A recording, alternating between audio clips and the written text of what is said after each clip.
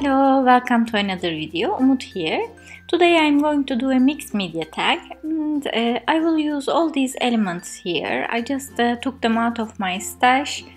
They came from various places, maybe card kits from my friends, and I have these new guys from Tim Holtz ephemera set.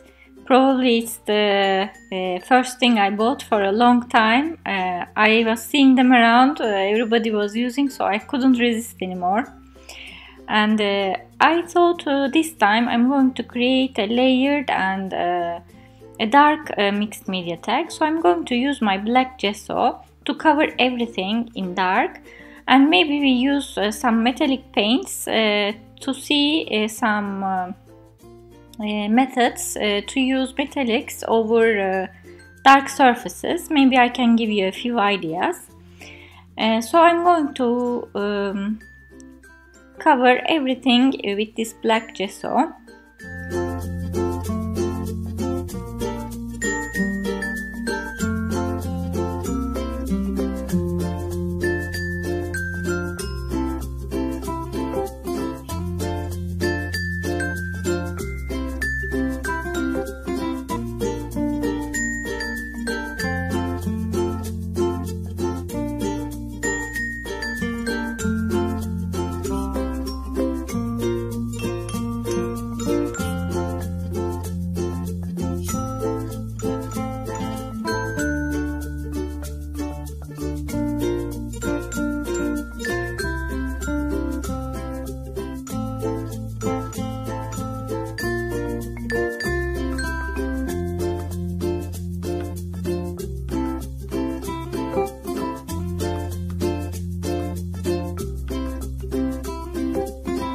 And as my metallic paint, I decided to use this Stamperia acrylic paint, which is a copper color, and I'm going to use my gloss gel, which is a heavy body gloss gel 3D from Prima, to mix this paste gloss gel with my paint.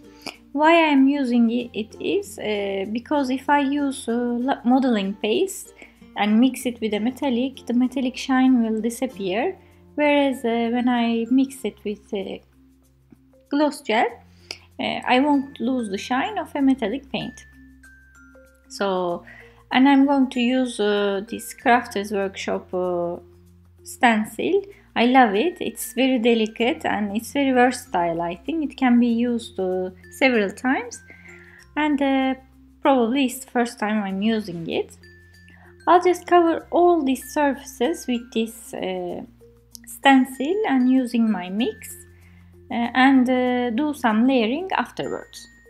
In the meantime, I can also tell you, you will find the list of supplies down below at the description area, as always, and as much as I can find them.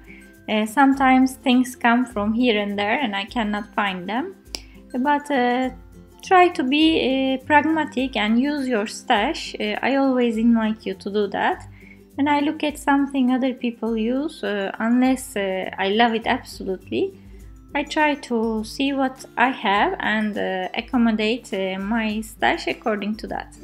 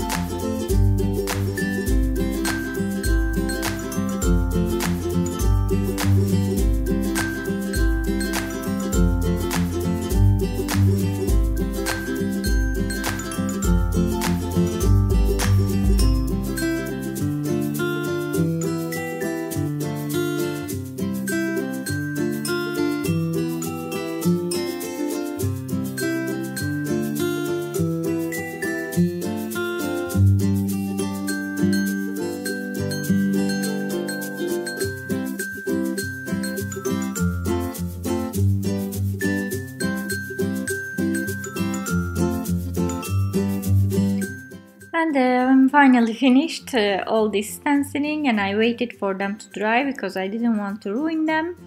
Now I'm going to look at how I design this tag layer after layer.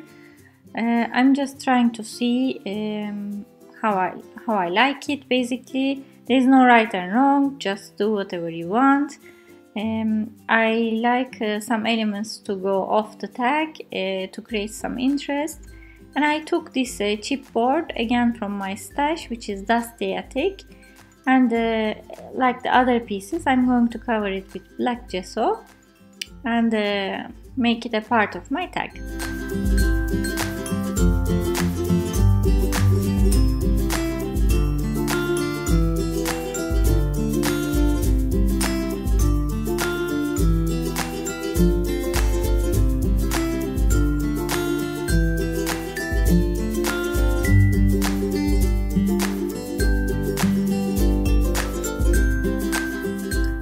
I'm going to use my hot glue gun just to make things easier. I don't want to fight with my decoupage glues, which seem to dry, all of them. I don't know, I don't get along my decoupage glues.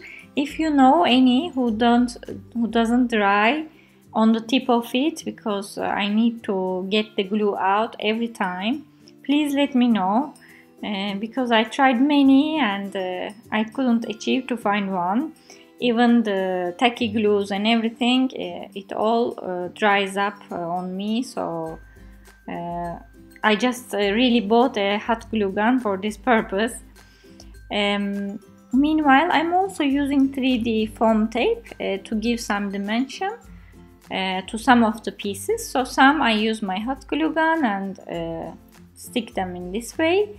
And some I use my 3D foam tape just to create a dimension, one on top of another. I will cut this one to accommodate like this probably. I felt like I needed another piece of chipboard, and I will do the same, color it with black gesso. And I will stick it on my tag with the hot glue gun. Now I want to give a pop of color at the background, because I'm going to use red at the front. So my objective is to make a pop above all these dark colors. So I chose these Dylusion paints because in my experience they are the only ones that really shine and pop over dark surfaces. So I just watered them down, a dark orange and a red one. To be honest, the orange and red didn't make any difference, so I could use one and be over with it, but I saw it after I did it, and I'm only doing splashes just to have some color at the back. I have this pot that I don't know, I cut out or I drew and cut some time ago that I found, and I'm just doodling over it with my metallic gel pen in copper color, so that it goes with the rest of the colors. I also painted it with black gesso, and after it dries, it's very easy to use gel pen over it. And I'm going to also give a design over it. So again, I'm mixing this 3D gel with my copper color, and I'm going to use a stencil with leaves on it. Whichever you use, it doesn't matter. This one I cut with my digital cutter, and it will be as if the pot has this design.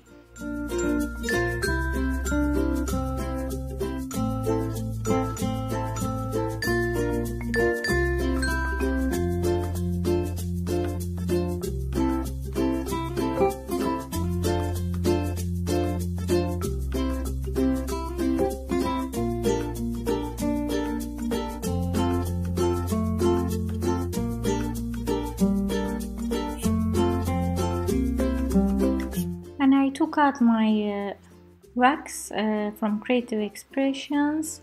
I really like this wax as well. It didn't dry up on me, so I have it long time, and they come in small pots, relatively cheaper in the market. So I'm happy. I think I had a couple that dried, but more or less I'm happy with it. And I'm just using my hand to go over some of the pieces to make them a little bit more copper and give interest. And I have these cut out butterflies. I used a die probably, or my friend sent it to me. I have a box with my all my die cuts that I collect from here and there, and maybe I didn't use before. So they were there, and I'm using my VersaMark pen. This is for embossing. I love it. It's very useful, and I'm just going over some places to make it copper. You will see now I used my embossing powder from WoW, which is again copper color, and it's fine embossing powder which can go in more detailed areas. And I'm just heat setting it, and warning, don't use your heat gun over your self-healing mat, it will burn. And so I put a paper in between. So it became a nice copper metallic butterfly. And now I'm going to place my pot with 3D foam tape, and also I have this metal cable, which is very thin, and I made the shape of round and round before my kid sits on this pot. Again, just to add some interest and use different elements. I'm covering this little kit with matte medium because I'm going to color with my Faber-Castell pit brush marker. You can color it with whatever you want. You don't need to shade it because it's grayscale. It's shaded itself. And I covered it with matte medium because I need to make it non-porous to be able to use this pen. Otherwise it will soak in and it won't move. And I'm using 3D foam tape just to place it on top of the pot and in front of this metal cable. And finally, since there's a pot, there needs to be flowers. I have my butterflies, and I'm going to go around the edges of the flower with this metallic wax, and I'm going to color in the middle of the flower with my metallic paint.